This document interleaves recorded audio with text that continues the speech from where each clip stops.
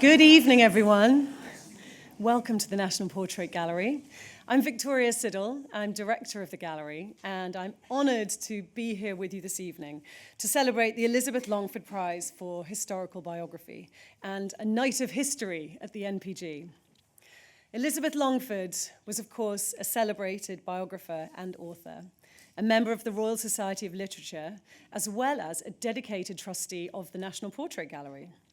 The gallery shows portraits of the people who've shaped the history and the culture of our nation, in many ways the ideal counterpart to historical biography. And I'm delighted to say that we have numerous portraits of Elizabeth in our collection.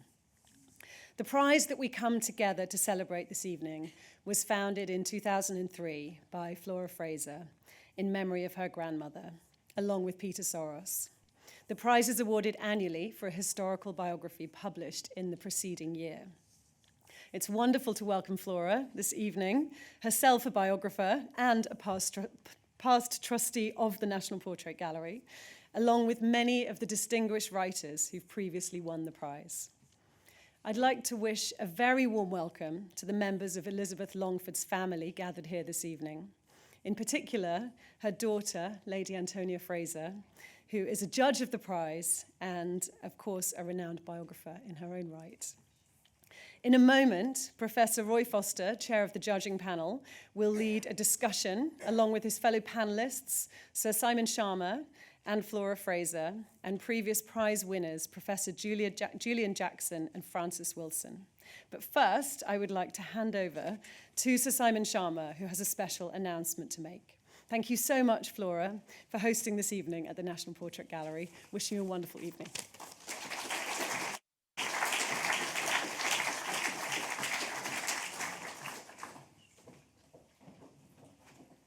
Well, thank you, Victoria. Special announcement. It sounds like, well, actually, Keir Starmer has resigned. No, he hasn't. He hasn't, actually. There will be the special announcement, but you have to sit here for a little while before that happens. But it's such a pleasure to be here this evening with all of you, ladies and gentlemen, my distinguished colleagues and writers and friends.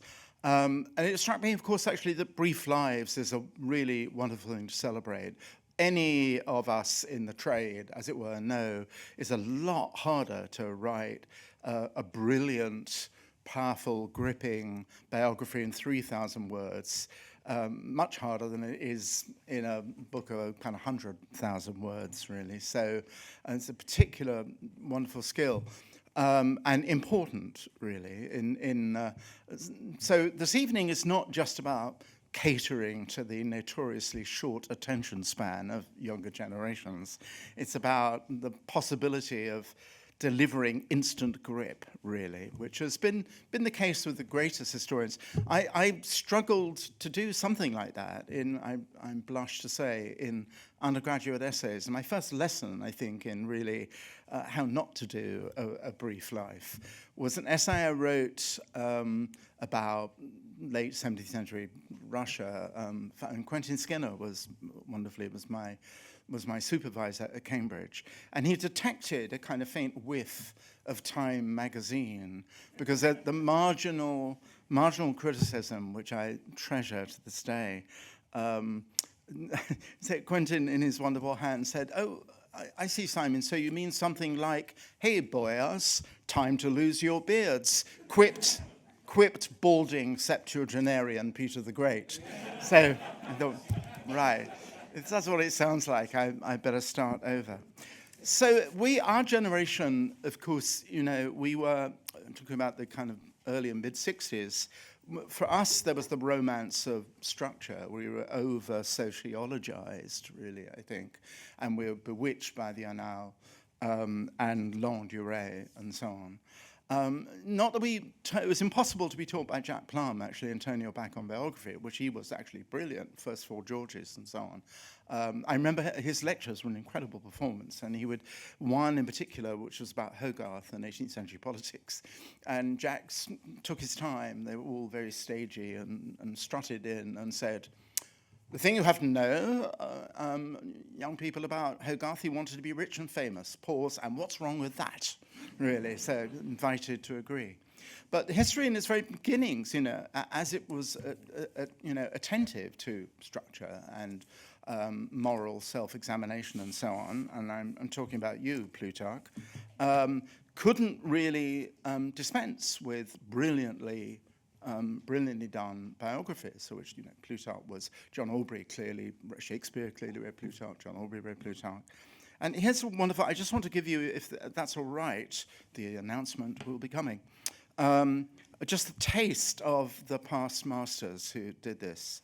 And part of, I think, the brilliance is to take, and the winner does this, as you'll hear, because I'm actually going to read a bit of you, to take sort of improbable characteristics or sort of sidelong glance at the subject and then deliver food for thought, really, out of exquisite, often witty observation.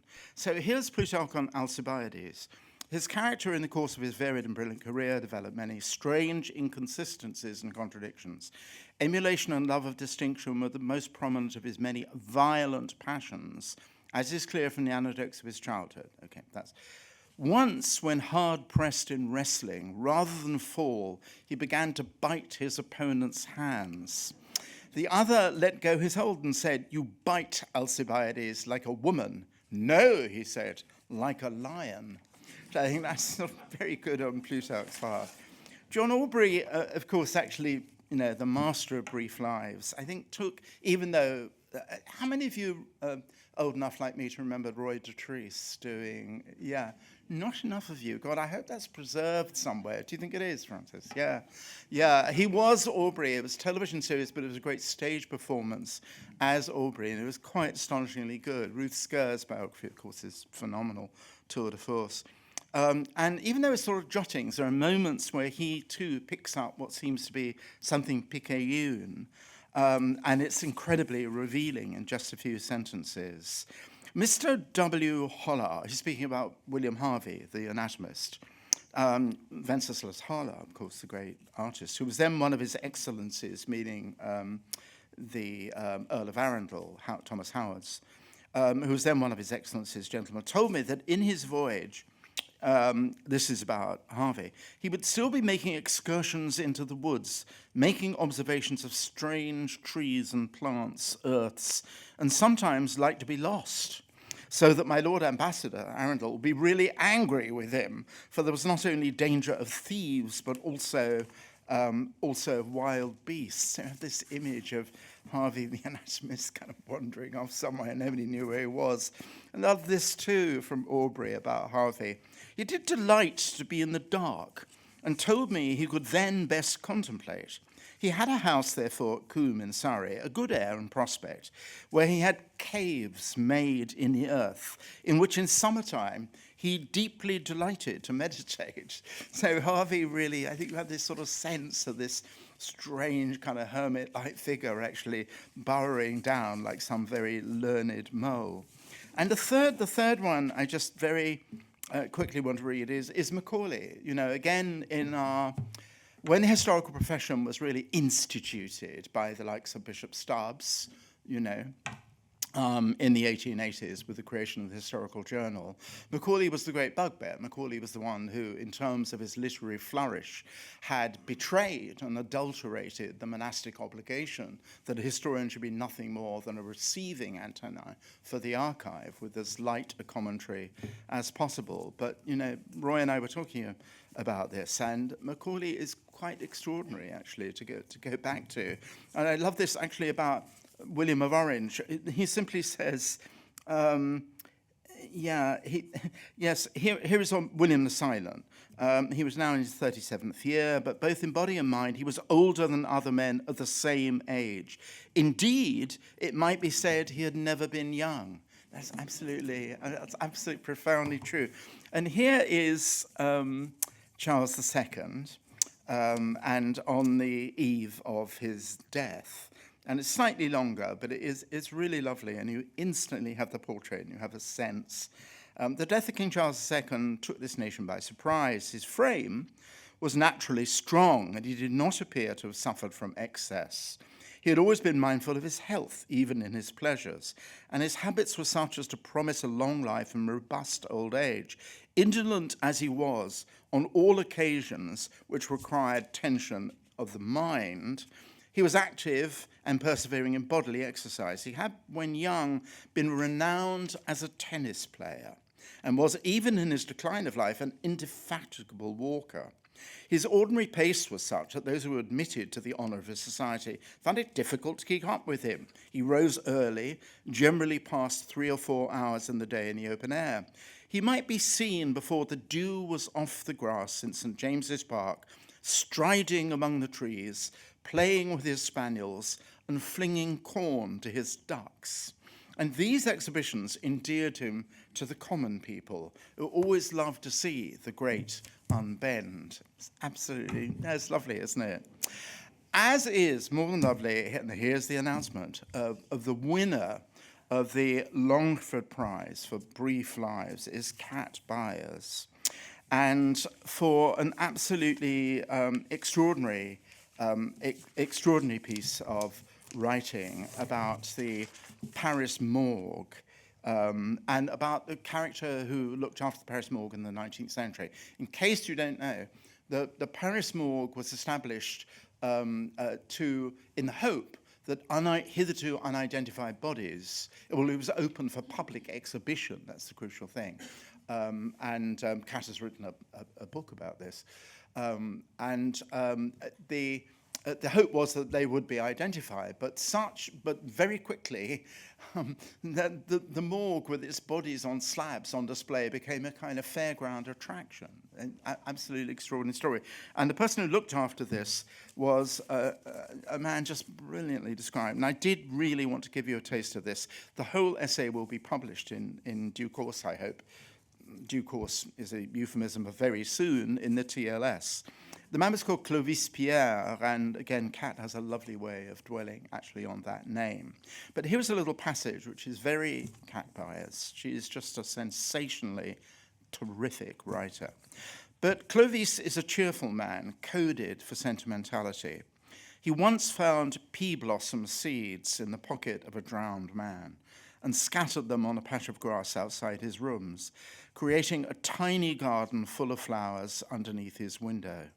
He never loses his love of words, strolling through the morgue, humming verses under his breath. On the rare evenings when he isn't tending to the bodies of the unknown, he can often be found performing his poems and ballads in the lively music halls of the city, under the alias of Abel Chepak, channeling his experiences with the dead into something manageable, something tangible. At night, he returns to the quiet of the morgue, where only thin stone walls separate him from his silent charges. He is gentle and joyful, tactful and discreet. They call him, it's brilliant, a bon vivant. So Kat, who, by the way, has a PhD from King's College London, but that's small change compared to the brilliance of this writing. Come up and let everybody applaud you, my dear.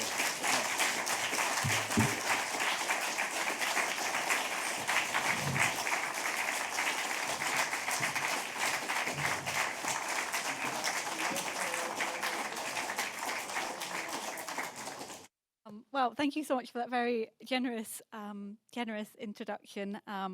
Yeah, I'm incredibly grateful to have had this opportunity to share more about the story of Clovis Pierre, a man who has definitely been forgotten by history, but perhaps not until now. So yeah, a huge thank you to the judges, and especially to Flora for all your work putting all of this together. So thank you very much. Thank you.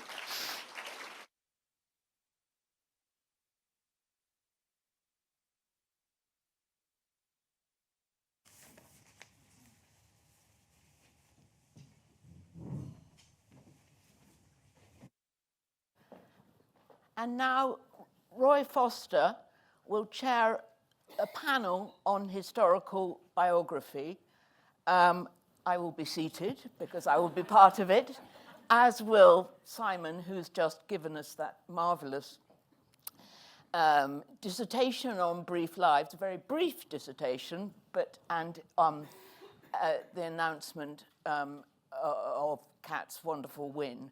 So Roy Foster, a chair of the LHB judges, and Francis Wilson, Julian Jackson, and moi.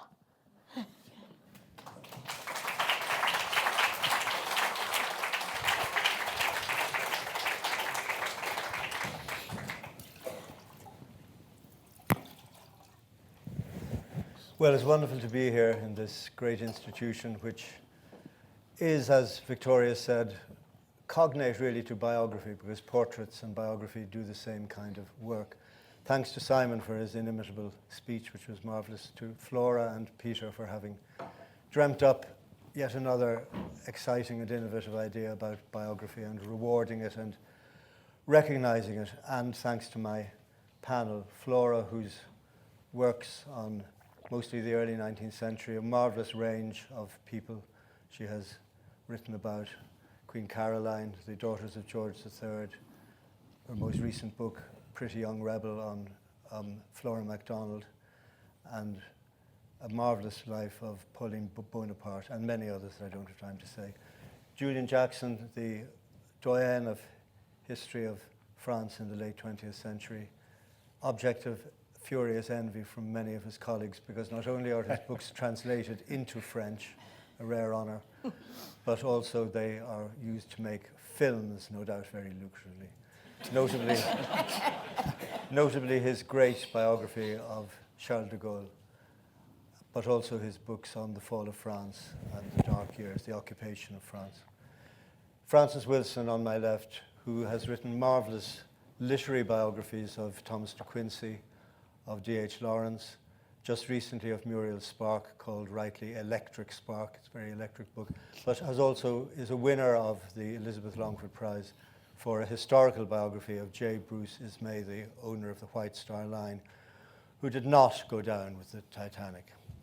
And Simon, who literally needs no introduction, who is a biographer in a sense, though he might argue with me, because not only are his great panoptic histories of memory and landscape and the Dutch painting in the Golden Age and Citizens, his great book of the French Revolution, but his book Rembrandt's Eyes is a daring and innovative and idiosyncratic but marvellously effective way of examining an artist's life. But I want to start by really raising the idea that historical biography needs attention drawn to it, because there is a sense in which it used to be thought of as something rather improper. Historians were different from biographers, and biography could perhaps be argued is a more Anglophone, a US and UK work of art and craft than is recognized on the continent.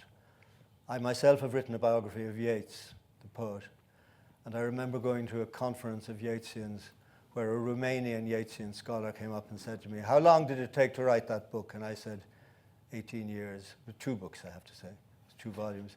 "So you spent 18 years trying to be somebody else," she said, with a tone of fine contempt.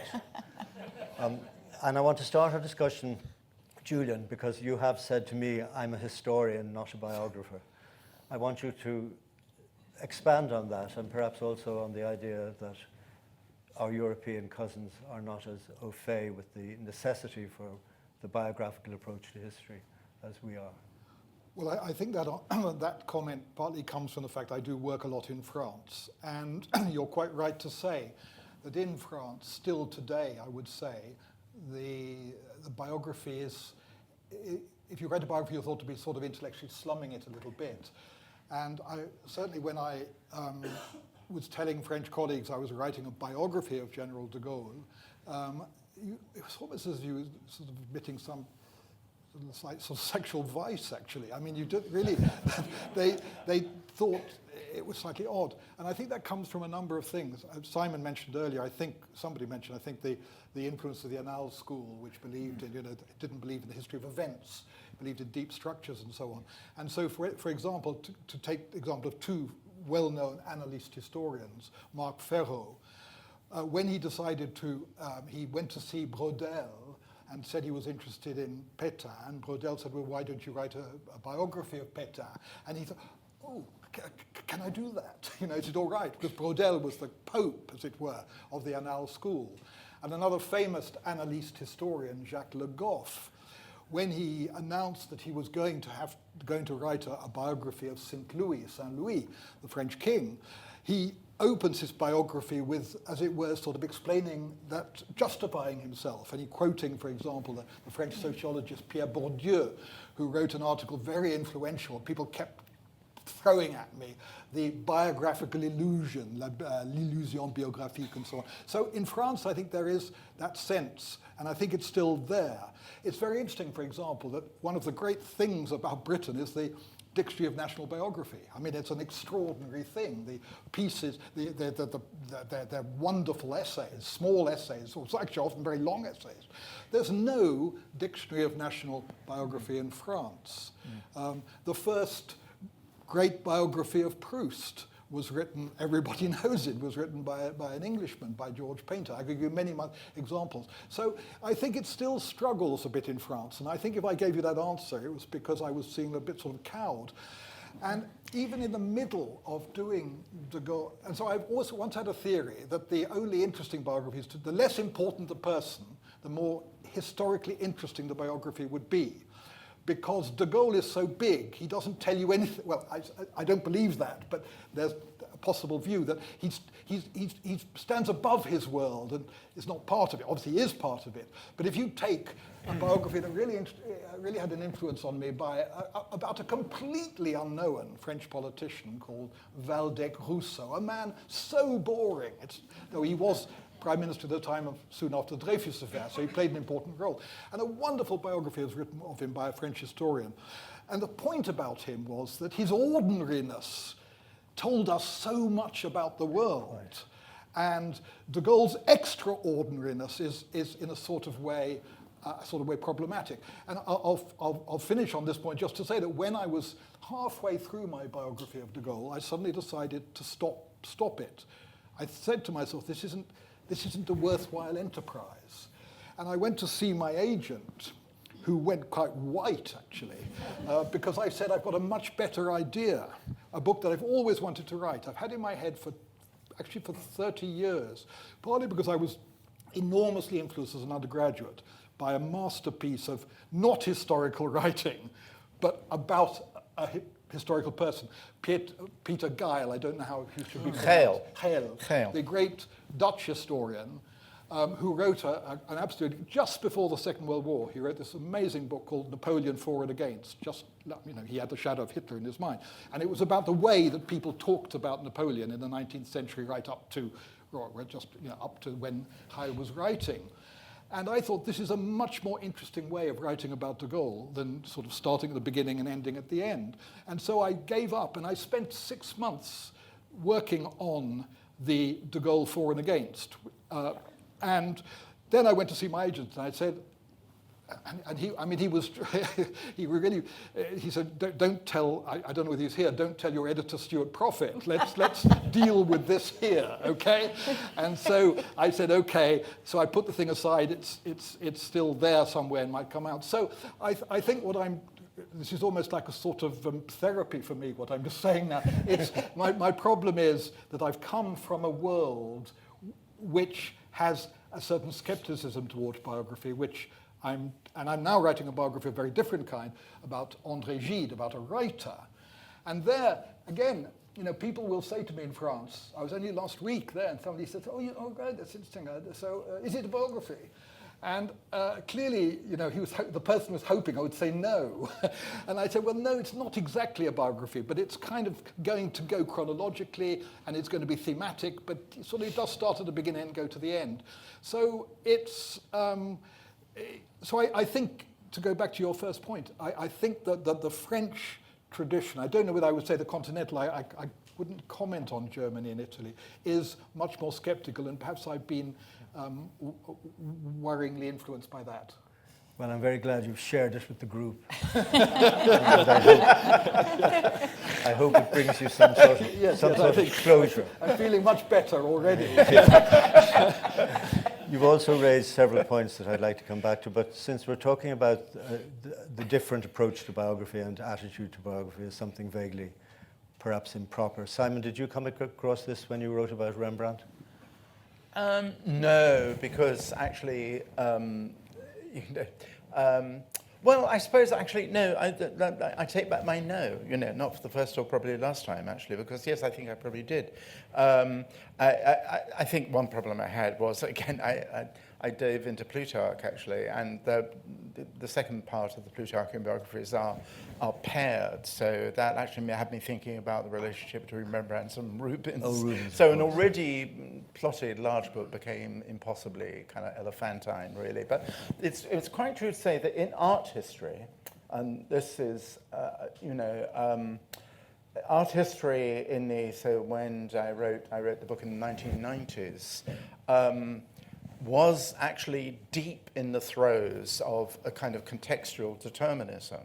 That's to say, all you need to know, the hatred of the solitary genius, the death of the author applied to an idiosyncratic painter as well. What you really need to know is everything you could possibly know about patronage, about grain prices in Amsterdam, about the fate of the empire, and so on.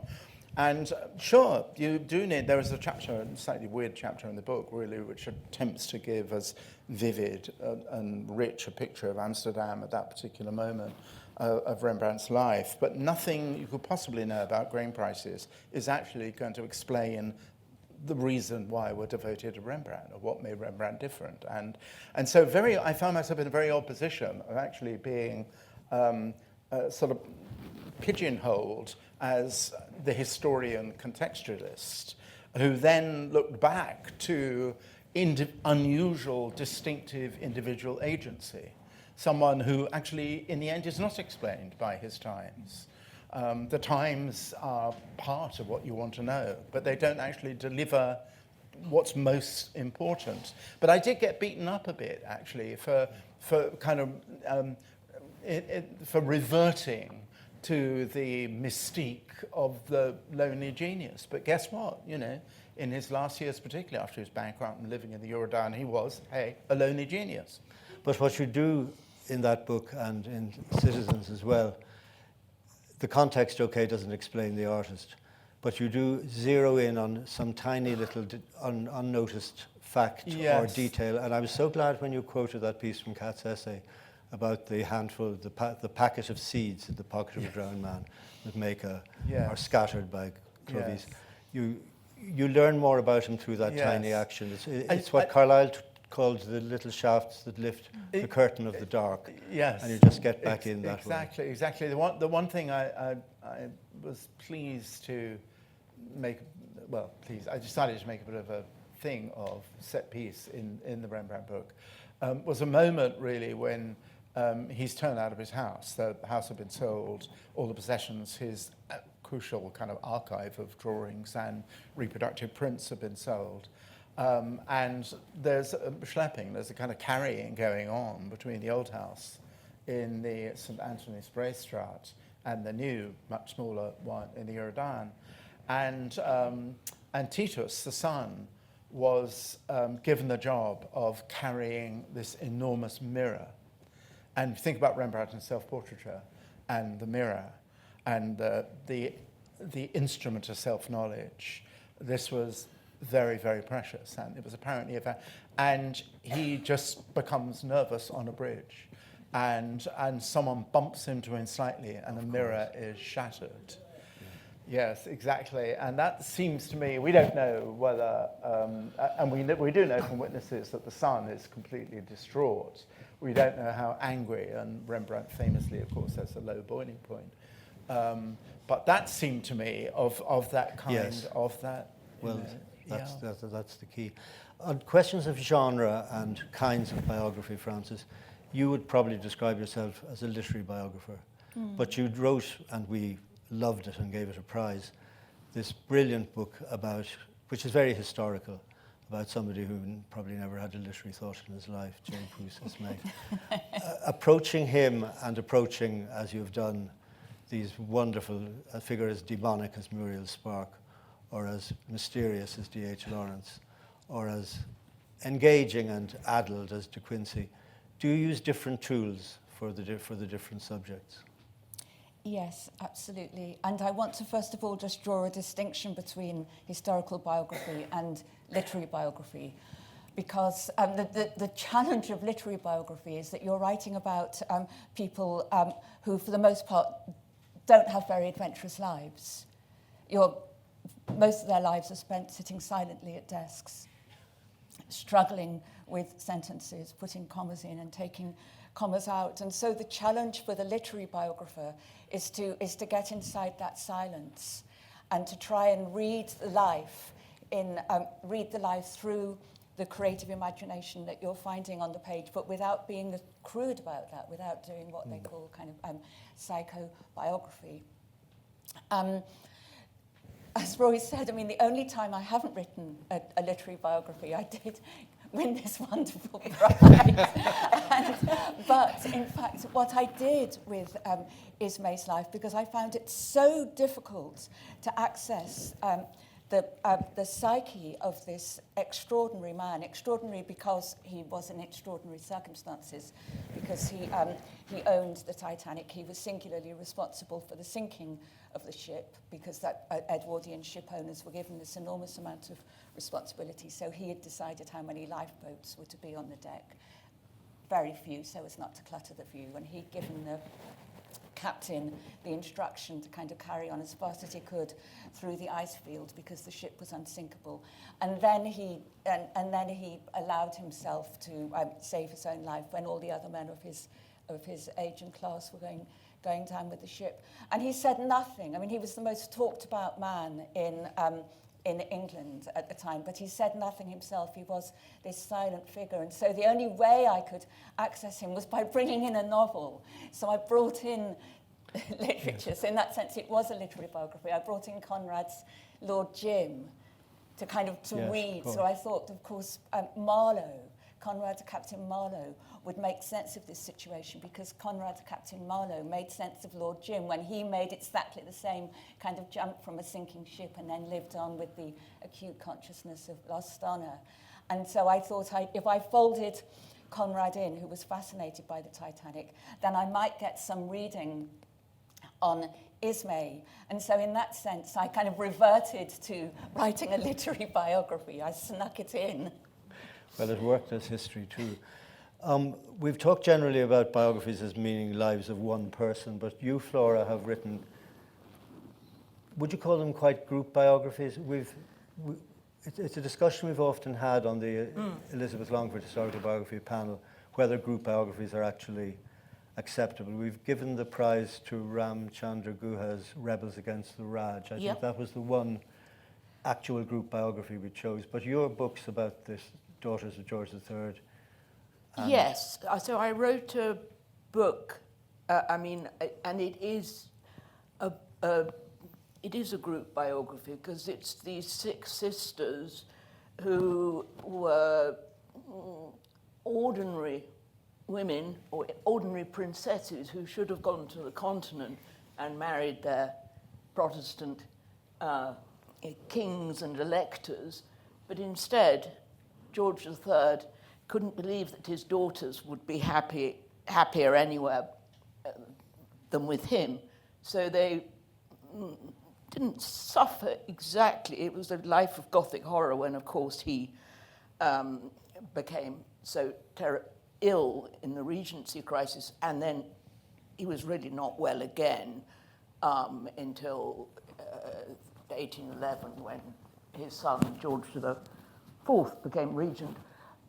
So these daughters were, they were together, very much together. They were always together. They were known as the convent because they were cooped up at Windsor Castle. Very nice place to be cooped up. But, they were not these suitors for whom they'd been educated, very well educated, came and went and were dismissed. They did find romantic interest in, equerries and others close to hand. So they weren't without a love life. But it was really they were all 6 of them.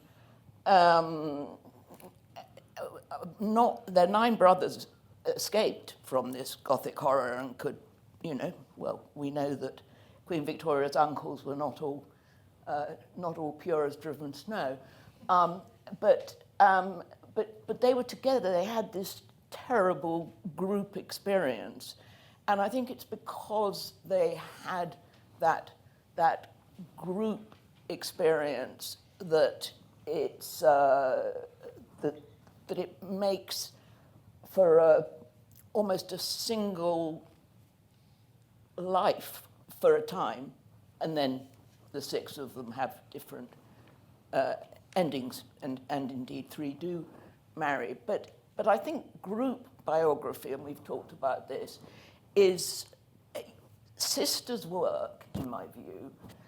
People, because if they're together, there's enough that binds them. I've also written a dual biography, if you like, about George and Martha Washington.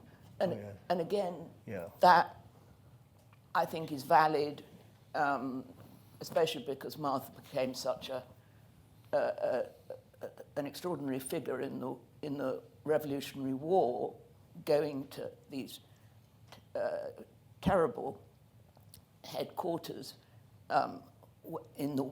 where Washington was holed up with the army. Sometimes there was no money or food. Sometimes the snow was so deep they were buried like sheep. But that worked. But I think your Vivid Faces works because it's a group portrait of a revolutionary generation. I think the word generation is key. Yeah. I was very inspired when I read somebody who wrote about generations that they're made, not born. Yeah. And I think those of us who are young in the 60s recognize that. And what keyed my interest... A book that kind, people I don't know if still read it, E.H. Carr's Romantic Exiles. I was about to say E.H. Carr's Romantic Exiles was one of the generational books that captured me. The other, a book very underrated, I think, is Peter Clarke's book, Liberals and Social Democrats, about the Fabians, historians, the Hammonds, the Webbs, the Coles.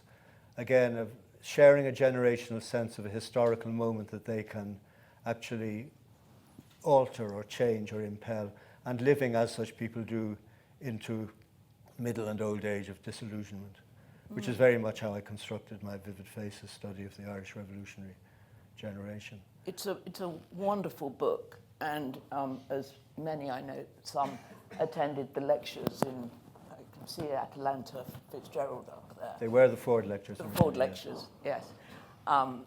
But there's also, just to mention, I think, a book which was very important to me when I started writing biography, and I researched a lot for my grandmother, my mother, and other writers. And my mother, who is on her throne at the back, one of her books, which when I say researched, I simply went to the British Library and checked a page number, as you then had to. She did all the research. But she was naturally, being very Virgo, her instructions for checking the page number or the publication place were always made my life very easy. But her book, The Weaker Vessel, The Lot of Women in the 17th Century, is rather like Simon's Citizens. It's just biography after biography. It's a fabulous book, which really does tell you about, that she's went to sermons to find out about, what women what were the virtues for which women were praised at their death. There was, as the mother of 6 and one of 8, she spent a good deal of fascinating time on midwifery and other. And and what I learned from that is what you want to be if you're a woman is you want to be a widow, and you want to be the widow of a prosperous shopkeeper, because you then get his shop, and you then become like Hannah Humphreys, the great print seller in St. James's. You become this marvelous figure, and you own all your money, and you don't have to bow or scrape to your husband or your father or some brother. So I've always wanted to be a widow, but I've so far not. Any rich shopkeepers in the audience, please take note.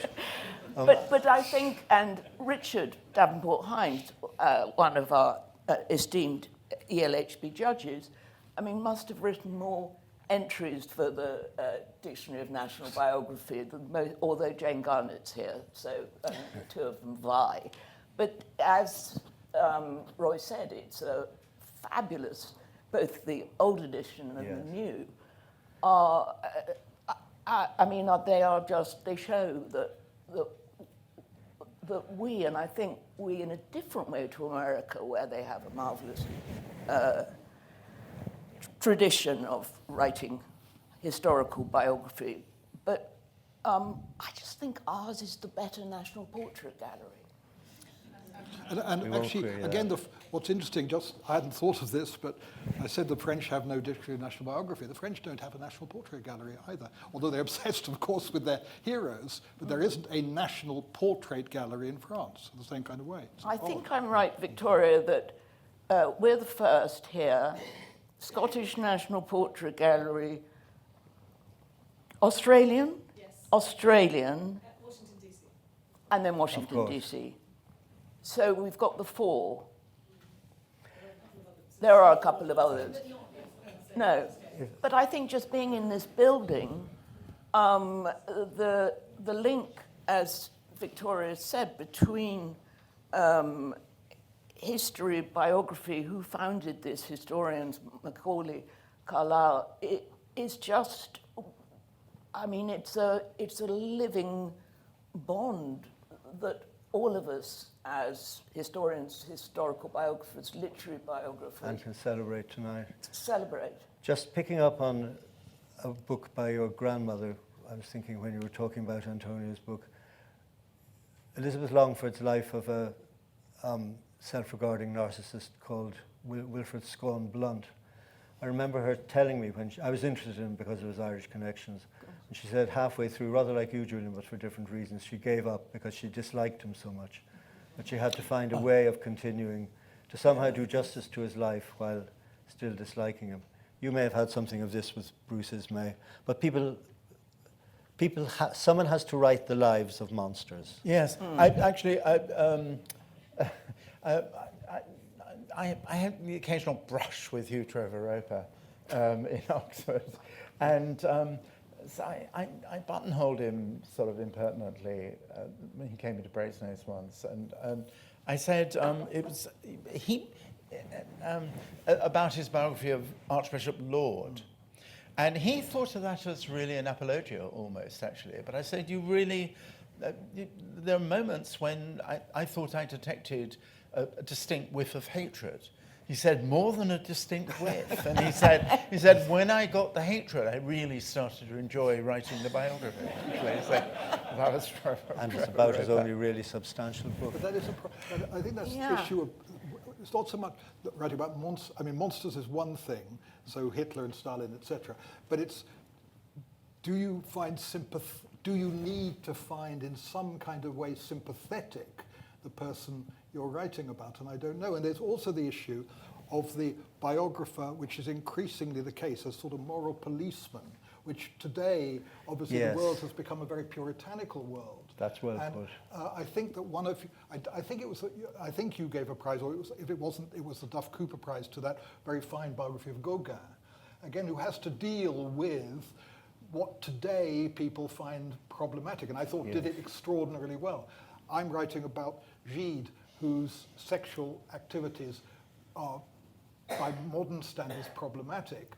And Francis and I were talking about a figure who was so revered so loved, and whose books I rather enjoy, Norman Douglas, who, people, a lot of, you have a whole section with Norman Douglas and D.H. Lawrence, but then Graham Greene admired him, Elizabeth David. I mean, he was, to give two, is it sublime to ridiculous or whatever? Anyway, he was much admired. Now, Norman Douglas is almost impossible to write about, though there is a woman who has done a very noble job, because he was unashamedly a paedophile. We're talking about in the real sense of the word, prepubescent children, and yet he was in his generation, and his book South Wind is actually, it's wonderful. On Calabria, these are, I think, fine. So there is a real problem in the world we're now in. How does a biographer deal with a subject like that? Well, I think you should write about monsterhood from inside monsterhood. I think the job of the biographer when you're writing about character is to see the world as the character you're writing about saw the world, not to stand outside and to judge them. But I do think as well that, I think you should explain the monsterhood as best you can and place it in the historical context. I think it's a rather tricky path to tread. I remember reading an obituary of Robespierre where the author in the introduction said, "I want to make Robespierre my friend." And I thought, good luck you with want that. what? I think that the author of Citizens might have something to say to that. Yes, it was this funny thing, I think, of Hilary Mantel, whose books I really love, but I still think, actually, that Thomas Cromwell was basically a psychopath, actually, and a very cruel and bitter man, actually, notwithstanding really loving those books. But Hilary, of course, actually wrote also Greater Place of Safety, incredibly interesting and very original novel about the French Revolution. I suddenly began to think in which were asked really to understand the inner Robespierre. And there was one, but it's not a particularly nice place to go, even though he was an enemy of capital punishment.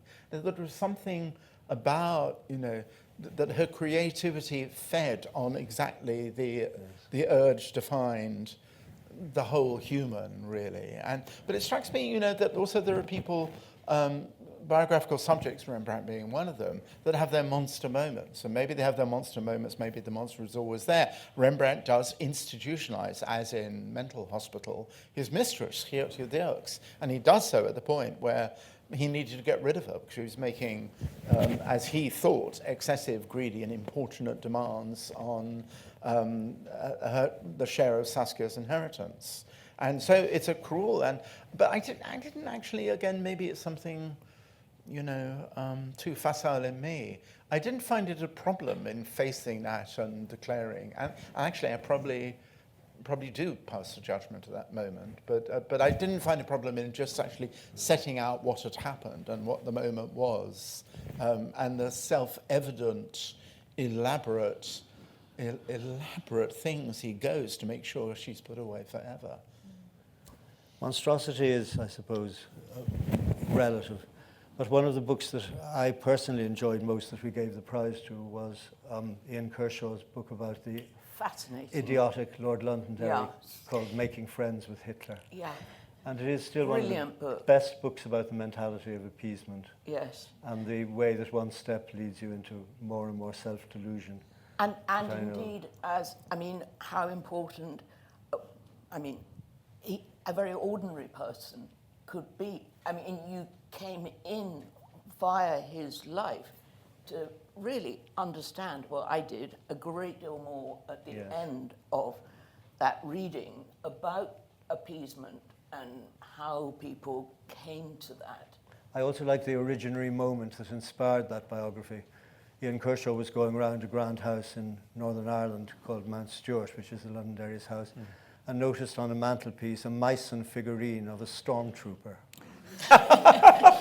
And the subsequent generations of the Londonderry family had seen nothing peculiar about this, nor nothing particularly unusual about it. It had been a gift from Ribbentrop to the Lord Londonderry of the day when he had gone for a shooting weekend in Mount Stewart. Now, Roy, can I usurp your role just for a second, actually, to put a question to you? Oh, really? Yes, all right. Okay, be a second. Because actually, I just want to ask, because you're all much more in the trade, certainly three of you are, biography, than I whether or not, I'm prompted this by Richard Holmes's wonderful book called Footsteps, and the first essay of which is famously about Stevenson and arriving at the broken bridge, really, where so the simpleton's question is, have you finished a biography at all and felt, oh, there's a lot I didn't quite get, or perhaps unknowable, or not, or does that not, I can't believe Julian felt that way, because there's everything one would want to know about the de Gaulle. problem is the unknowability of de Gaulle, I felt. Yeah, okay. And the endless way that he is playing with his biographer. He's dead, I know, but nonetheless, you just feel you've got beyond one stage and he's got another card up his sleeve that he's playing against you because he's such a tricky customer. So because he's so multi-layered and so complicated, and there's always what the French call second degré. He's always almost one step ahead of you. So the answer is sort of yes. You end it by thinking, oh God, have I really got, well, with de Gaulle, the big question is religion. I felt I never really got there at all, and I don't know the answer, but maybe no one ever will. So yes, I think you do end up dissatisfied, actually. I think we've reached the point where we should have, it's such a distinguished audience, I really think we must have some questions that we'd like to hear, and maybe you have questions you'd like to ask. There is a roving mic, and perhaps I could ask if you, when you ask a question, if you say who you are. Any questions? If not, we'll happily go on prattling in front of you for another 10 minutes. Any hands? Yes.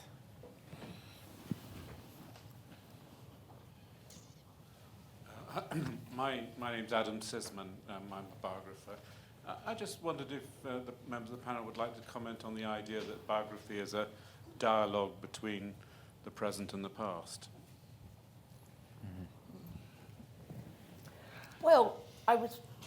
Julian? No, you go ahead. I was thinking about that today when I was ferrying the presentation copy of my grandmother's book, Eminent Victorian Women, which you obviously know is a riposte to Lytton Strachey's Eminent Victorians. My mother, being a very benevolent person, is actually frightfully nice about everyone, although very interesting.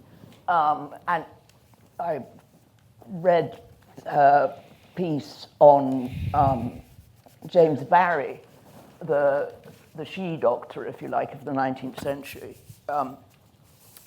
and was gripped once again, as I was when I was doing my page number, etc., place of publication for her in the British Library.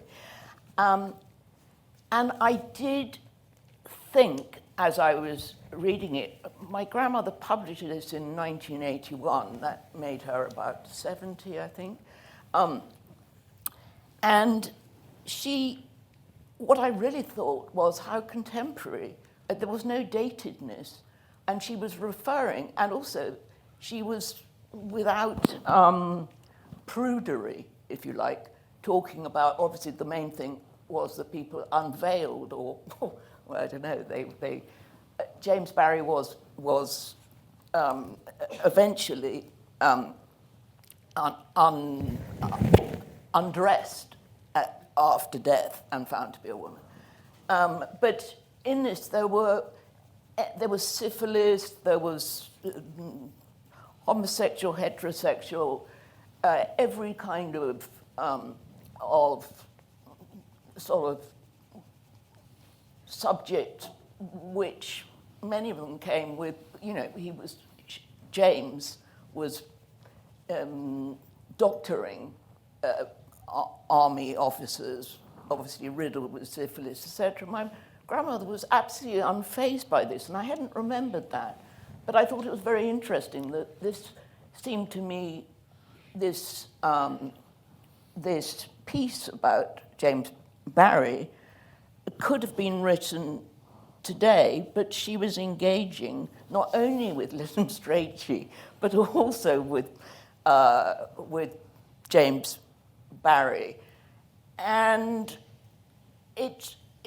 and yet her personal benevolence and came through that piece. And Eminent Victorian Women is now what the Brief Lives winners will receive the presentation copy. But I'm very glad to have read that again.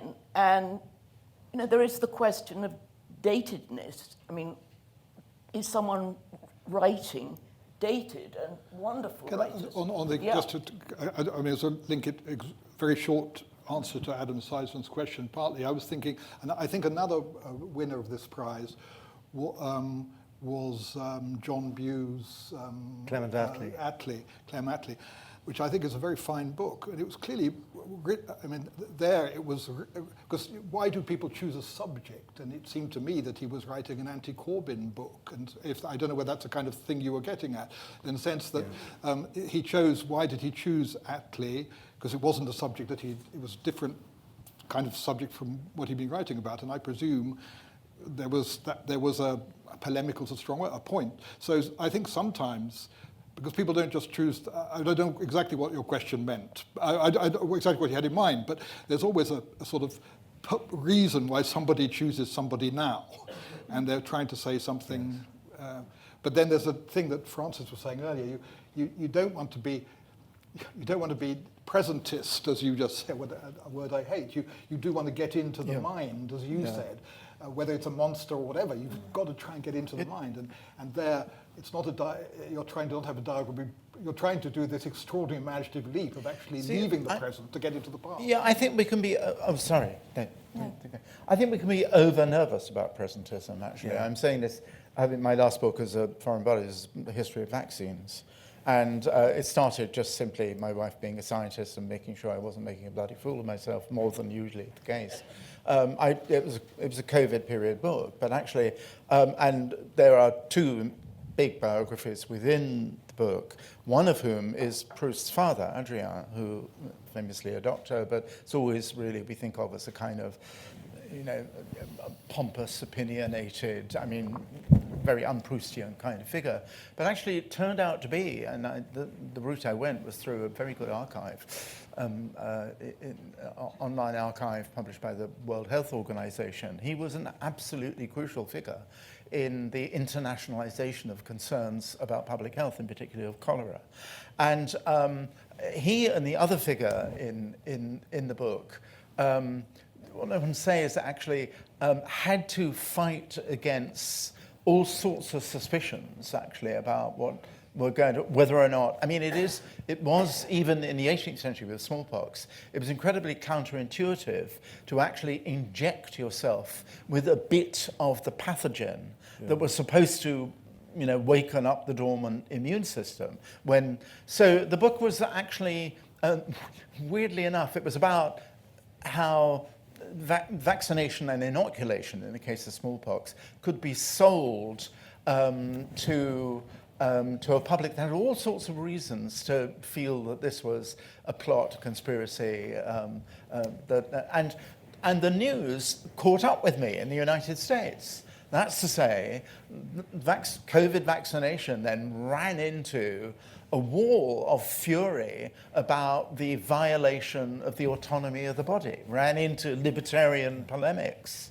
So I added a chapter at the end, and I felt okay about that. And I did worry about, is it ridiculously overdetermined to write about the skepticism that met inoculation for smallpox before Jenner. I'm talking about Lady Mary Wortley Montagu in the early 18th century. And then I thought, well, no, it isn't. That at some point, actually, we're possibly over-agitated about the wiring that goes between now and then. I don't know if that speaks to your point, Adam, actually, but I sort of don't mind it so much. So. No, I just wanted to say something, respond to your question in terms of literary biography. Because I think my feeling when I read very strong literary biography by biographers like Richard Holmes and Hermione Lee is that the dialogue is taking place between the writer and the subject rather than the present and the past. And you're inside these two really fine minds working inside one another and thinking for one another.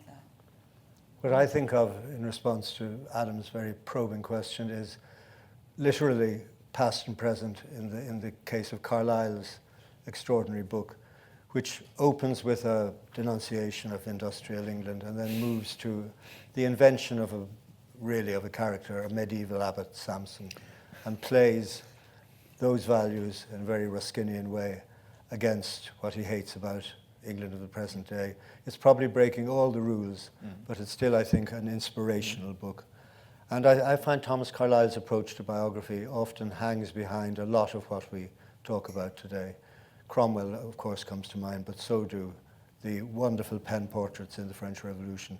But Carlyle is now, well, talk about south wind. Carlisle is a no-go area, cancelled on every conceivable level, which I personally regret.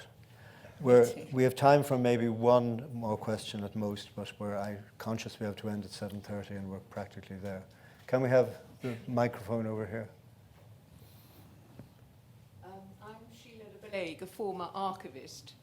I would like to ask the panel how they think future biographers are going to manage without the wonderful treasure of letters, diaries, all of that all of you have worked with. Electronic records, well, possibly, but I think they're problematic. That is a key question, and one, in fact, which I'd hoped we would address from the panel, so thank you for raising it. Starting with Flora. Well, first, a very quick fact. The first time I met Sheila was when I'd asked to see the 29 solicitors' boxes of Queen Caroline's papers in the Royal Archives. Sheila was the head of the archives there, and she graciously gave me permission. My grandmother immediately said, "Oh, darling, I'll drive you down." And I've always got something to research there. Of course, she had researched her Queen Victoria from the Royal Archives. And she said, "Bring a brown paper bag of sandwiches." I said, "Of course." And she said, "Because then we don't get kicked out at 1 to have to go to waste time in Windsor for an hour. And they'll let me, because I'm a very old little lady or a little old lady, stay, and you can stay with me. And then that will be the pattern. I don't need to come again." This was such practical advice, as I then was in the Royal Archives for 15 years daily for 2 books. So I want a big thank you to both my grandmother and to Sheila. And I'm writing a book about someone who's probably been cancelled while we're in this room, a book, Nelson on Shore and at Sea. And I cannot imagine writing about a naval officer, being able to write about a naval officer these days of whatever nationality, without the letters coming and going shore to sea. And I'm not sure what I'll do, but I never want to write about anyone who's lived beyond 1830s. I really don't have this problem. Julian.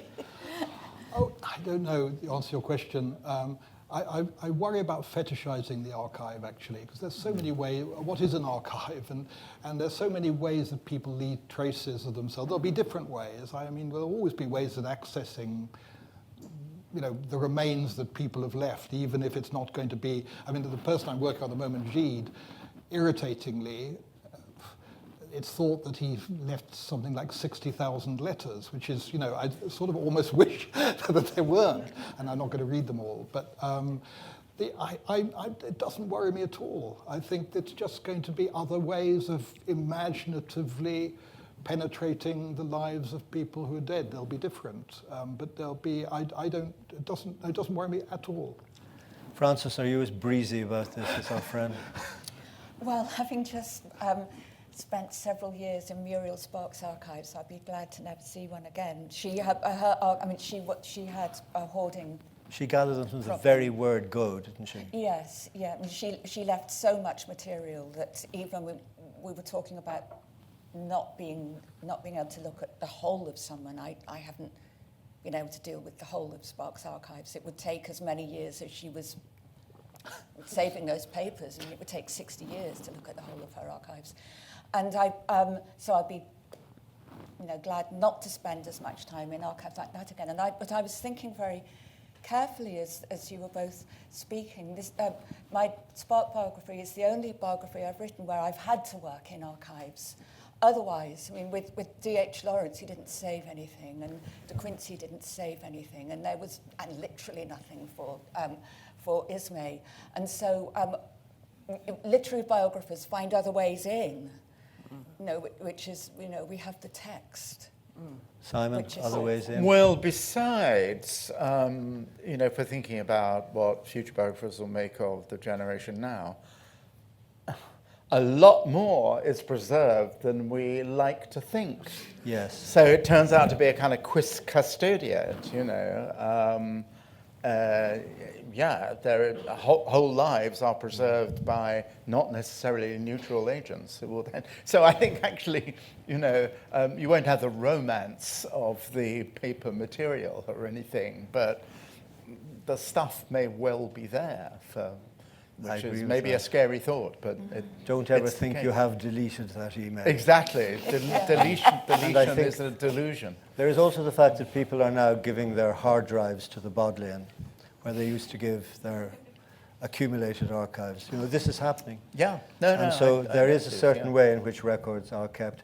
And the World Wide Web, for all its horrors and dangers, can pull in evidence from all sorts of corners that we would never have had access to before.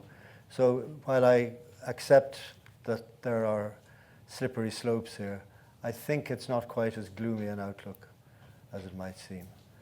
On which cheerful note, I think there are drinks to be had elsewhere in this building, and thank you very much for your attention.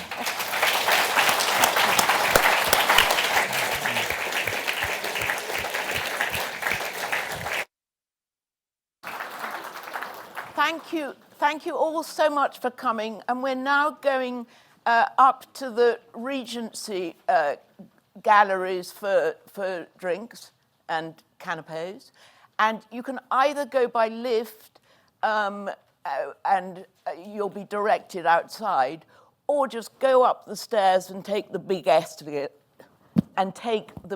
escalator up, and you'll be there. Thank you.